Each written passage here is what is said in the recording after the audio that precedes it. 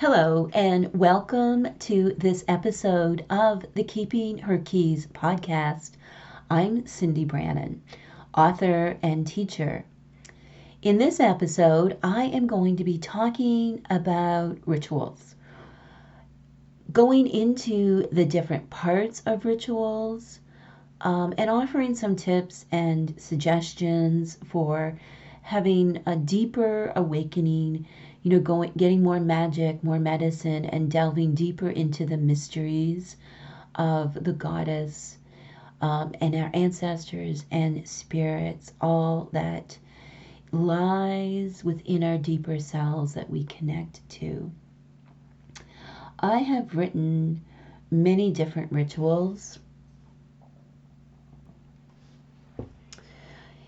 My book, Keeping Her Keys, An Introduction to Hecate's Modern Witchcraft, there are several rituals, and rituals really are at the core of my teaching, which is all about reclaiming the goddess, as Hecate, as the anima mundi, as the primal force that is love and medicine and all things that dwells deep within us, which we awaken through our rituals. If you are interested in my rituals, you can purchase my books, Keeping Her Keys or True Magic. You can also pre-order now my new book that's coming out in November of 2020, Entering Hecate's Garden, The Magic, Medicine, and Mystery of Plant Spirit Witchcraft. And when I was developing that book, so that book for me is very, very special. It's a dream come true. I love being able to really delve into magic, medicine, and mystery through pharmakeia, which is working with plant spirits. And when I was developing the structure for that book, I wanted to structure the book so it was a ritual itself, so that the reader's experience of reading the book was that it took them on a journey through all the sections and components of any ritual. So I'm going to organize this podcast along those 13 stages that book is divided into, because they are the 13 stages of any ritual that we do. And if you do spells as well, that's also the 13 parts of any spell. And if you're already a member of the Keeping Her Keys Coven, you'll know that we follow a ritual cycle in the Coven, that our ritual cycle is based around what's known as the rituals of the sacred cave. Those are 3 rituals that we begin in autumn, carry through winter, and then we do one at Beltane around May the 1st. So we do the 3. So those are our 3 foundational rituals, and we go on a journey from release to retrieving pieces of our soul to rebirth. And then in the summer, each summer, we do what's known as the Nissa ceremony, which is the coven ritual for commitment as a member of the coven and as self-initiation, as a spiritual witch, as someone who walks in the magic, medicine, and mystery of the goddess. I'm recording this podcast as preparation for the Nissa ceremony, and we're doing that on what is the Black Moon coming up in July of this year, July 20th. And I'm really excited and looking forward to it, and thought this was an ideal moment, both astrologically, because there is so much going on this year in 2020. It is so important for us to disconnect from everything that's trying to just get us into that distracted state where we lose touch with our soul. We forget that we are sacred. And I've done a recent episode on altars, and I've been putting out some new meditations as well, because the world will be what the world will be. and we have to deal with it. And as knowers of what is the depths of the truth of who we are and where real medicine and magic and mystery is found by going deeper into ourselves, into trance, and walking in the world of spirit and occupying the spaces between, that this strengthens and gives us resilience and raises our vibration and heals us so that we can be strong and triumphant and victorious and lean into these times rather than be crushed by them. So now more than ever, our sacred practices are so very important.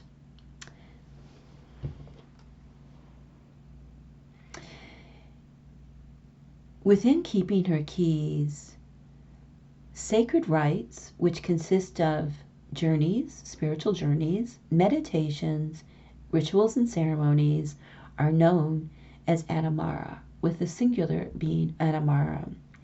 Anamara is the practice of what opens the soul and connects to the soul of the universe, which is within keeping your keys. We acknowledge this as the goddess Hecate, although of course this force is known by many names. So now let's talk about the 13 parts of any Anamara.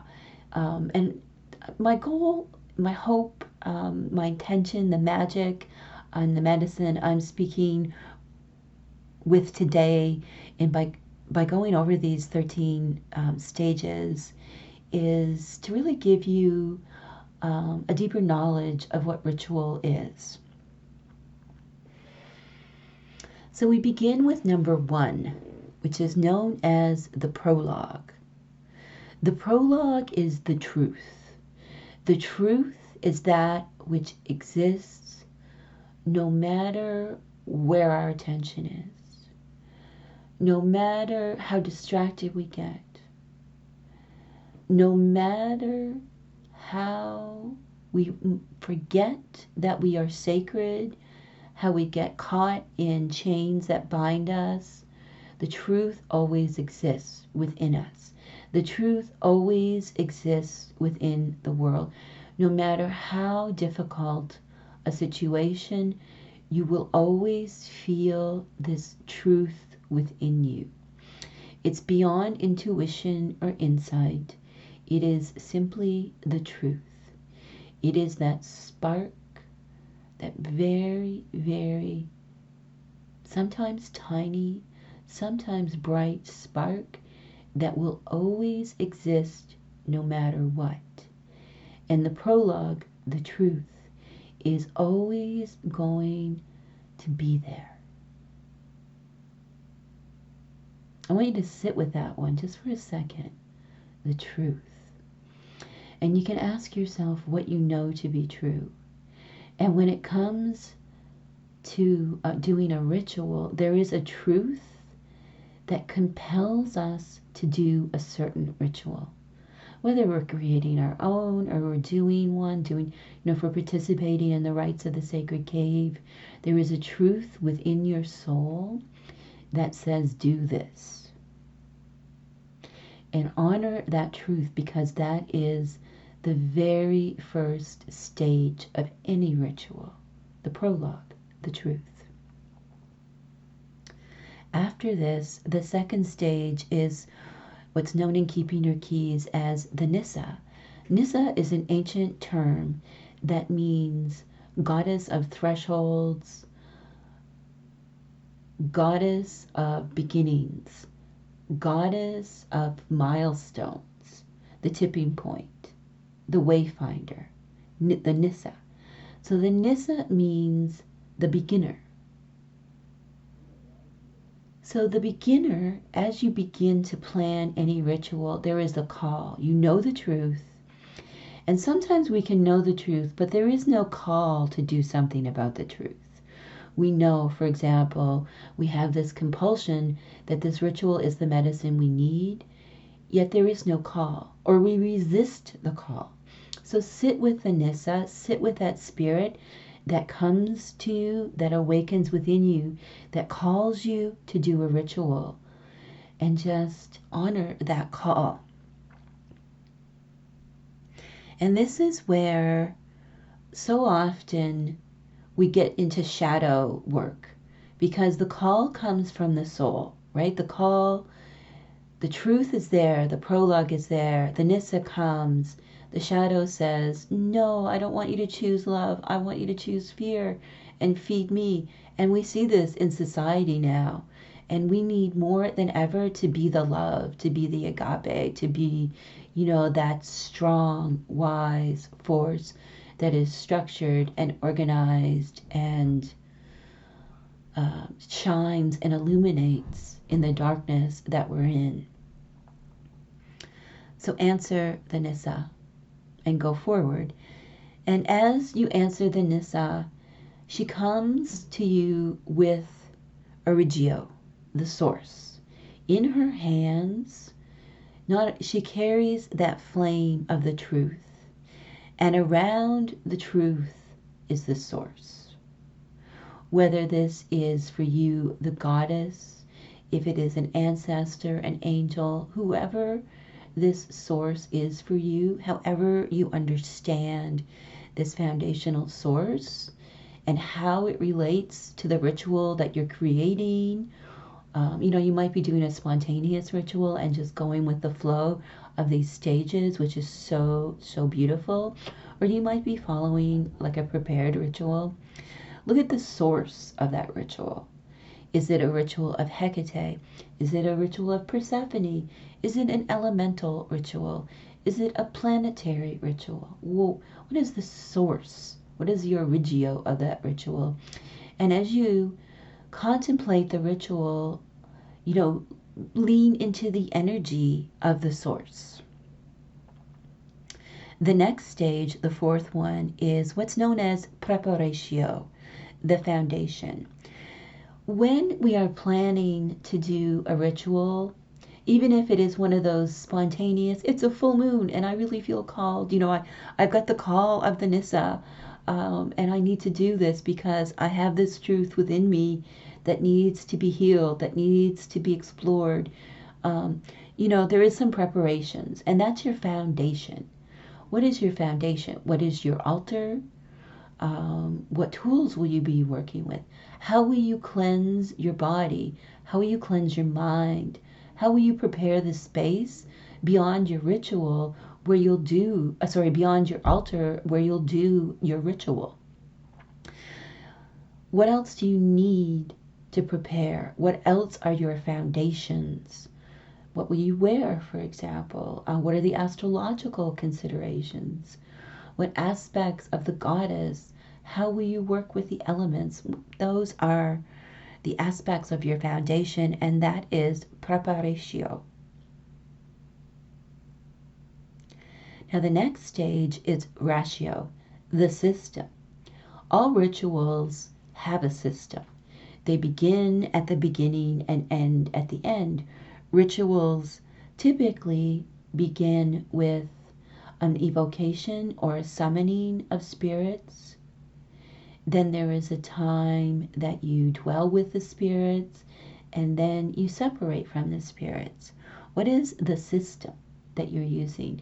If it is a botanical ritual where you're using plant spirits, what elements and planets and signs are those plants governed with? What are the properties of the crystals you'll be using? What colors, the candles will you choose? What systems? These are all systems that you are using because they have structure and they have properties and energy. So what is your system in that ritual? The next stage is the practica, the process. And you're starting to see how these are stages that you go through as you get ready for a ritual, as you learn about a ritual, and then within any ritual, you go through this. You stand at your altar and you bear witness to the truth. You answer the call. You connect to source. You have your foundation that you draw from. You're using a system, and then you are going into a process. And that is what practica is. It's that process. How do we evoke the energies? How do we sit with the presence of the goddess? What is the practica? What is our process? The seventh stage is an element that is felt in all rituals, and that is the hero's pyre. The hero's pyre is the sacred fire. Whether we light candles or have our LED lights, burn incense, whatever aspect of fire that we use in a ritual, that represents the getting us back again to source. That flame nourishes, protects, keeps us safe, strengthens us, and burns away what no longer serves. And that fire can be entirely the fire of our soul, and the fire that is the fire that fuels the world, that fiery energy that is the anima mundi that's in all things. The next step to consider, both as you prepare to do a ritual and as you stand in front of your altar doing the ritual, is gnosis, the knowledge. You have arrived here at this stage because you have knowledge. And knowledge, of course, is very different than truth.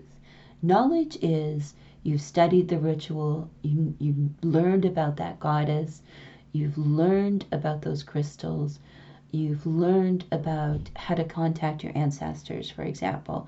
You've gone through a gnosis procedure.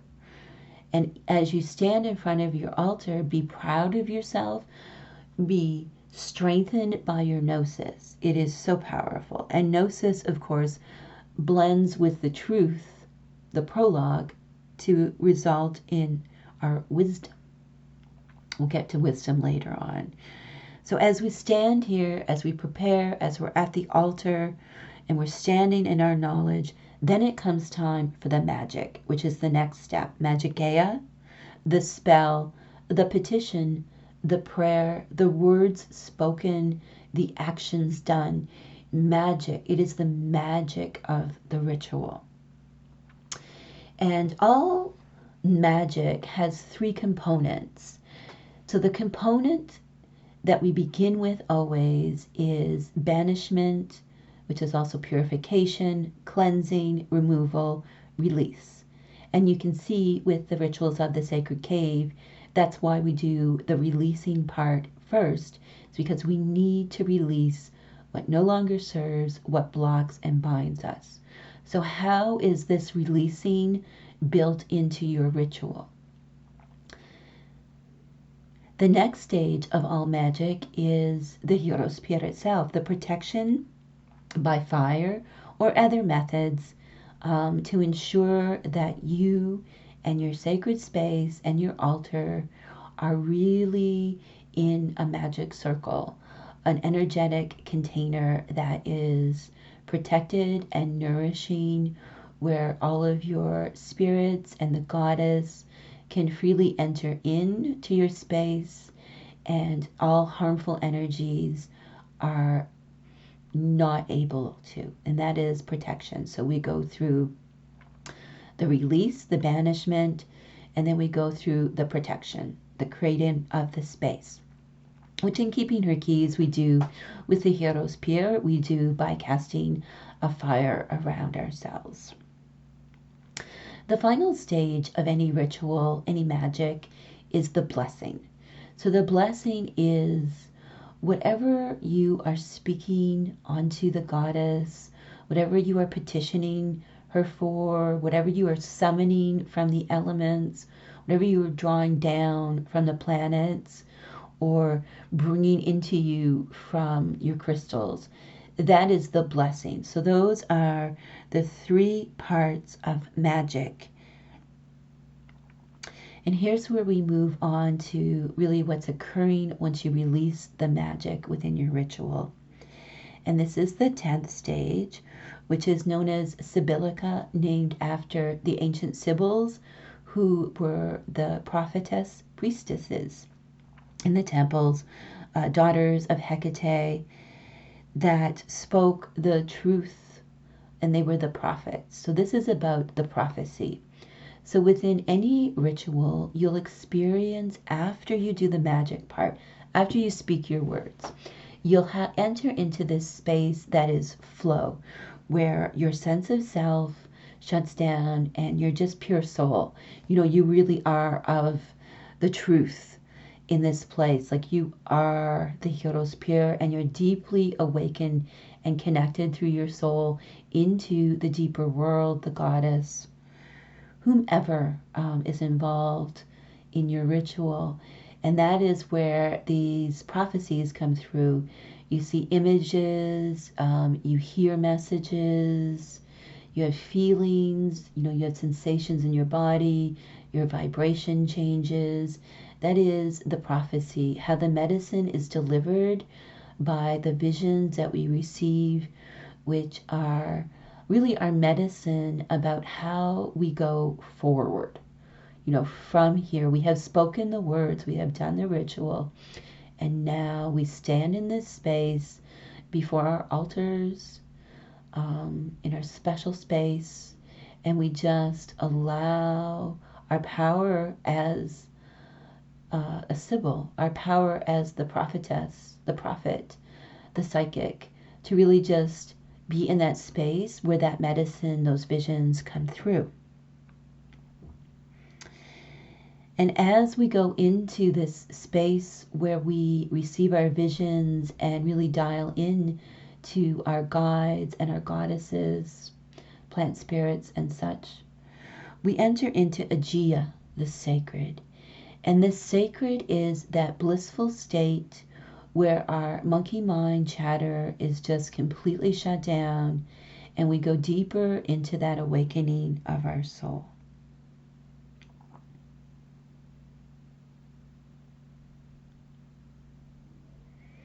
And as we experience the Aegea, we move into the Sophia, the wisdom.